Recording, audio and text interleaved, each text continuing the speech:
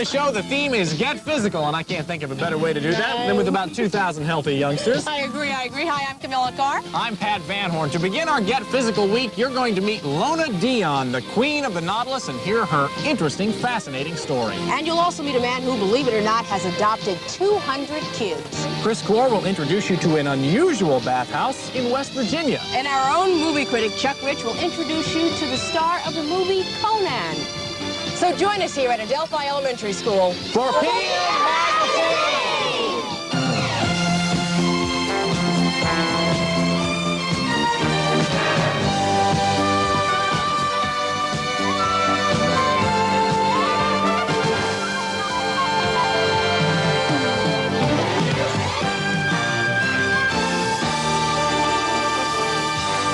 Did you ever wonder what your kids will look like when they grow up? I mean, every parent does that. Well, you're about to meet a young woman who, no doubt, her parents wondered what she'd look like when she grew up, but they probably had no idea she'd turn out the way she has.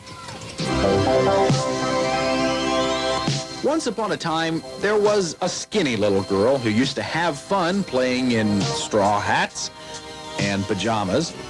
And sometimes she even liked to dress up just like big people. What's so unusual about that, you ask? After all, lots of little girls play with clothes. Well, this skinny little girl isn't so skinny anymore. She's filled out to become the pinup queen of Nautilus, Lona Dion.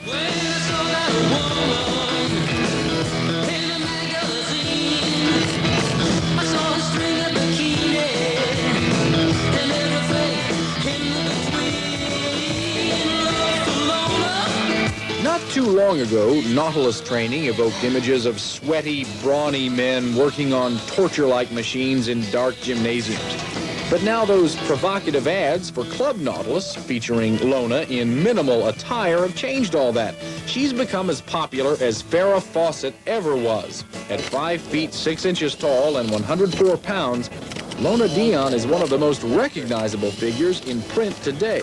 I'm a walking advertisement for Club Nautilus. It's nice, actually, because now that I'm in the ads, I'm recognizable as a person who does train, and people come up to me in restaurants, wherever I am, and want to know how they can get into shape, and they have a lot of questions. Women have questions about not developing large muscles, and will it improve a sport? Many, many questions. Club Nautilus fitness centers are the creation of Lona and her husband Ken. They began 3 years ago with a name chosen by Lona and $100,000 in capital from a chain of audio stores owned by Ken.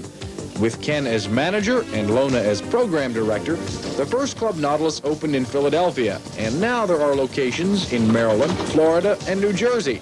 Some of the club's success can certainly be attributed to Lona's eye-catching poses. The first ad that we ran was very dramatic. It was more of a fantasy character. I was not really myself in that ad. I was more of a fantasy character trying to show what training with Nautilus can do for a woman's physique. People really reacted to the picture. I had heard that a lot of women were tearing it out of the magazine and putting it on their refrigerator for inspiration. Men were hanging it up. Students were hanging it up in their lockers. And there was just a general talking about it. And people were curious, hey, what is this Club Nautilus? And who is this Lona Dion? That's a good question. Who is Lona Dion? Originally from Philadelphia, Lona left for Texas after high school to do some modeling and to work in a radio station. All through high school, I was very skinny, and I desperately wanted to gain some weight. All the popular girls with all the dates had some curves, a little bit of a figure, and I was really straight up and down. But shortly after I graduated high school, I began to be able to gain some weight at last. And I thought, this is great. I finally have some hips and thighs, and I liked it. I liked gaining weight. Lona then returned to Pennsylvania, where she met entrepreneur and bodybuilder Ken Dion in 1978. The first thing that attracted me to Lona was her small waist. The second thing was her hair. And the third thing was her rear end.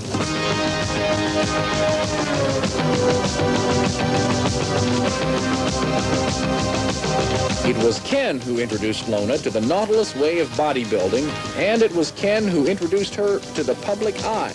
My feeling is that I think women look at other women, and I think men look at women. And I think more people would rather see Lona in our ads than me in our ads. Well, I think that most women would like to have a better figure, would like to be sexy, which is one of the reasons that we use myself in the ad. We had one call from a woman from ERA, and her question was to my husband, are you exploiting women? I got a few letters from some very religious people who felt that it was not right to pose in a bikini, but I think you get that with anything that you do radical, and I think to them it isn't right, but for me, it's right. I think everyone has to make their own decision. Lona's made many decisions these last few years that have made her life increasingly busy. She still works out 3 times a week, 30 minutes each day. There are frequent public appearances for her, and of course a load of promotional work. Here in Washington, Peter Garfield photographed Lona for a spread in an upcoming issue of the Washingtonian. Still, there's time for relaxing and even for a little shopping at iMagnin.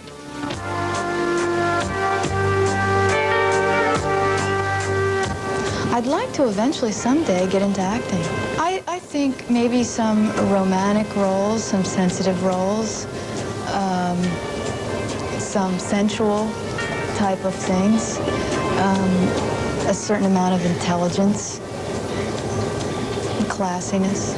For now, her days remain filled with spreading the word on fitness. Lona not only works out, she is very adamant about watching her diet. She admits she loves pizza, Mexican food, chocolate, and ice cream, but she only treats herself to them occasionally.